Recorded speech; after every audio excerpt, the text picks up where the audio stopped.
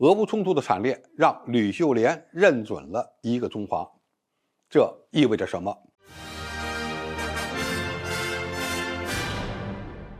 观众朋友，大家好，我是付先少。俄乌冲突爆发1周年之后，美国似乎又在推动台湾问题的乌克兰化，从豪猪战略的实施，再到拜登说出了毁台论，引发了台湾岛内民众的疑美论，怀疑美国的种子一旦种下，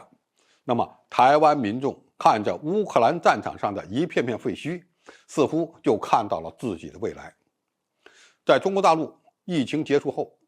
加速恢复与台湾民间交流的大背景下，民进党阻止两岸关系改善的嘴脸就暴露无遗了，并且也引起了一些关心台海和平人士的焦虑。近日，《纽约时报》报道称，乌克兰战争让许多台湾人重新思考与中国大陆的关系。为此，吕秀莲重新提出了一个中华这一两岸经济融合、政治独立的共同体概念。美国媒体称，一个中华可能是个幻想，但却触及了台湾地区与大陆应该保持怎样的关系这一未解之谜的核心。吕秀莲过去是死硬的台独分子，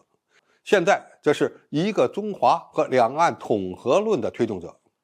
其主要政治诉求是避免让台湾地区成为中美博弈的棋子，用一个中华代替一个中国，用两岸统合代替两岸统一。他曾在岛内发起了爱台湾、要和平不要战争为主题的大游行，并计划于近日召开第一场所谓超越党派、族群、宗教的所谓民间国事会议，要借助民间国事会议提出有关台海问题的新主张，以化解台海危机。他甚至公开表态反对蔡英文过境美国，反对美国政客窜访台湾，称他们是麻烦制造者。吕秀莲主张台湾地区当局向美国说不，并与大陆展开谈判。虽然吕秀莲现在力推的台海和平主张还不等同于推动两岸统一，但我们还得肯定他的善意。从吕秀莲的上述言论和举动，我们能看到什么呢？第一，乌克兰的下场越惨，就越能震撼岛内的台独倾向。虽然台湾问题是中国内政，与乌克兰危机有着本质不同，但是由于美国在乌克兰打的是一场代理人战争，而且呢，也想在台湾岛上复制同样的模式。乌克兰在战争中遭受的苦难，也在警示着台湾民众。吕秀莲今年的活动力度非常大，就是想避免两岸发生战火的情况，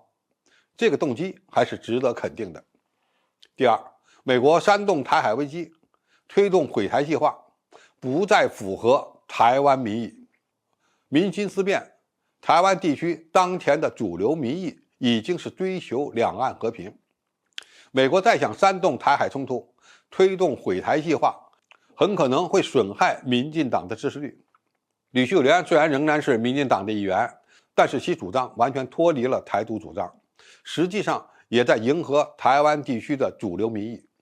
或者在塑造支持台海和平的主流民意。第三，认同一个中华的本质是文化的统一，心灵上的契合是完成统一的一个良好基础。随着两岸民间的交流，特别是大陆电视剧等文化产品在台湾地区的影响力提升，认同一个中华是完全可以实现的。虽然与一个中国的概念有差距，但是也能极大地降低中国大陆推动统一的阻力。第四，两岸经济加速融合，民间交流加深，有利于完成统一大业。吕秀莲也认为，两岸应该优先发展经济融合，进而降低发生武统的几率。在促统的问题上，有人说穷台政策更好，其实打击的只是台湾的普通民众。只有加深两岸经济的融合，才有利于两岸经济发展，是降低两岸统一阻力的正确选择。总体而言，吕秀莲的一个中华主张在台湾地区有市场，主要是基于台湾岛上的维持现状主流民意，以及对乌克兰危机的反省。至少在这个历史阶段仍然有着正面的贡献。中国大陆要一手硬，对台独分子高举大棒，另外一手呢要推动两岸交流，同样也能对美台勾连进行制衡，让台湾民众先认同一个中华，再到认同一个中国，这很可能就是一个需要强力才能推动的过程，而这个大家应该都能明白。好，今天的评述就到这里，谢谢大家收看，我们下期再见。